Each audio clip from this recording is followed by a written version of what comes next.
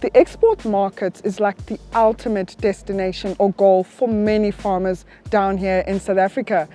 Eric is farming a particular niche crop for his clientele up in Europe.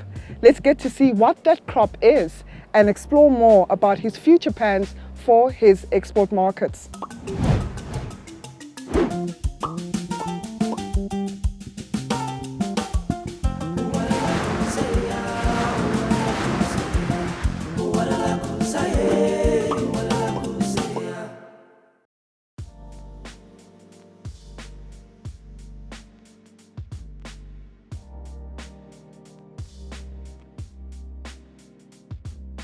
Eric, this looks like an interesting crop. What do we have here? Mbali, Oneo Farms is going to go bigger on export. Okay. So on the first line, we've got Carolina Reaper at 2.4 million on Scoville scale. This is currently the hottest chili in the world. We now have got chocolate habanero also in here. We're also running some of the trials on the different varieties of the chilies. So as you can see, the quality looks great on the chocolate habanero. Once it's ready, it's actually going to change color and become brown. The Carolina Reaper, most of it is ready for harvest. So where did you buy these seeds and what brought about the interest of wanting to trial chilies? I'll tell you. So we got a request from a processor in Netherlands who was specific on the varieties they want for their processing facility. So they gave us a list of the crops that they want, the chilies they want. So they had Carolina Reapers top of their range. They had Bajolokia as their second one. They had chocolate habanero as their third one, and they also had the lemon drop as the fourth one. But as you can see, actually in this greenhouse, we've got a lot of the habaneros also. On this side, we've got the yellow habanero, we've got the red habanero. There's also for export.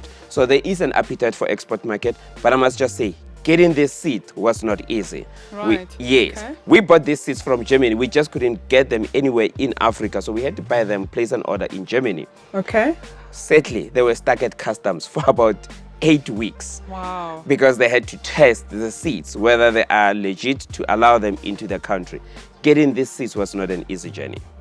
And how do you plant them once they arrived? So is it we- directly into the soil or No. do you have to create seedlings? So we then took the same seed as soon as they arrived last year, November. We sent them to the nursery. They took about 7 weeks at the nursery because we also had to be specific with the nursery to say they mustn't mix them.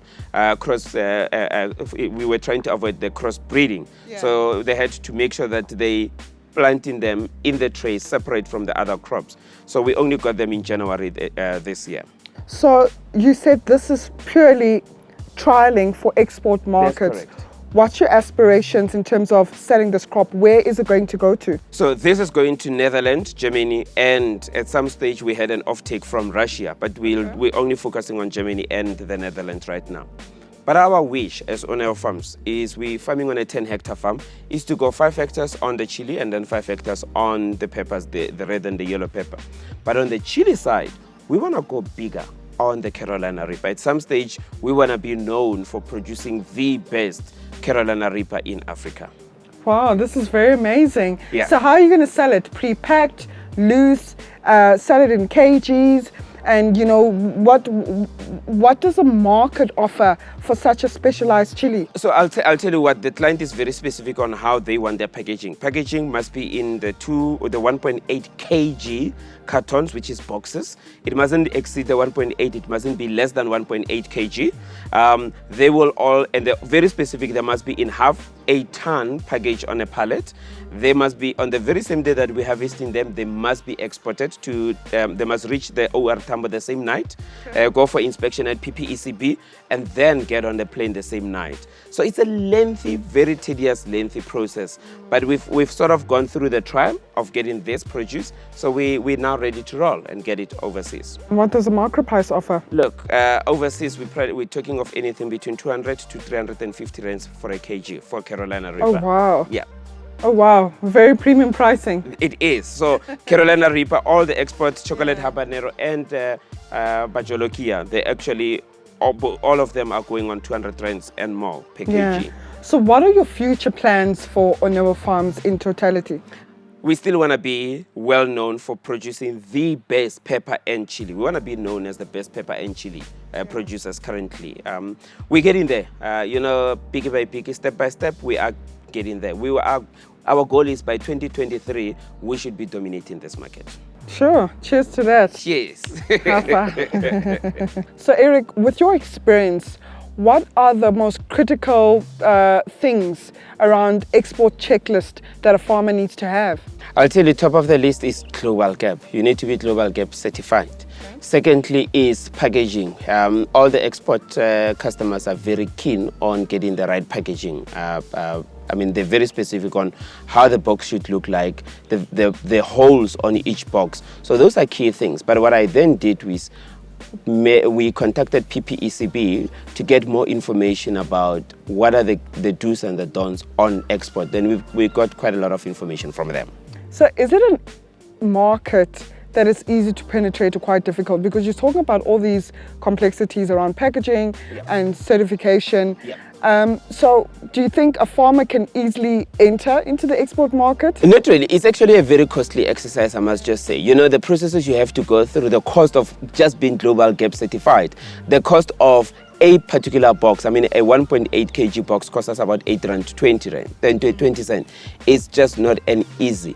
But what the customers are actually paying long term is actually worth it.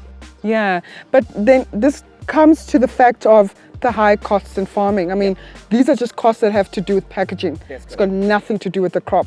And you're not going to get those boxes back. Yes. So how can we reduce costs as a farmer, especially if we want to enter into the export market? I'll tell you, the only way Oneo Farms will actually recoup or make money from that is by producing volumes. The more we're producing of the higher quality, only then will we see the returns on the investment. Yeah. So are you selling in rands, dollars or euros? It's on the euros, my friend. I think that's advantageous, It is. It is, especially towards your revenue for your farm. It is actually. So it's actually an advantage for Oneo Farms to start with. Just being export ready set us apart from the rest of the other guys. Was there any specialized training that you have to undergo with not only yourself but your workers as well to prepare yourself for exports? Not really. So PPECB together with the Department of Agriculture actually took us through the SA Gap. That then got us ready for Global Gap to make sure that we are export ready. Yeah. So maybe just to summarize the conversation around export markets, what are the top 3 things that you would give a farmer, especially when they're looking to pursue export markets? I must just say, have conversations with your ideal customer. What is it that they're looking for? How are they looking at getting the produce on the other side, wherever they are? But just make sure that you are producing quality. I think quality is what is setting us apart from the rest of the guys. Because what these guys are looking for is they can help you to sort out your packaging, help you to sort out the volumes. But are you actually doing things the right way, as in planting the right crops of the right quality? So that is what, for me, would be key for any farmer. Thank you. Pleasure, Mbali. Thank you, Eric. Pleasure. We'll see you next time. Likewise. All right. I hope you thoroughly enjoyed this episode with Eric from Oneo Farms right here in Tarleton, west of Johannesburg. We learned about his export markets, his customers, the importance of maintaining a healthy relationship with your buyer or fresh produce market agent. Furthermore, we learned about crop rotation and the infrastructure required on farms to make a successful yield at the end of the day. Farming is not easy, but yet it's one trade or profession that's quite important to the economy as well as creating jobs. Thank you for joining the Private Property Farming Show. Please look out for our next episode.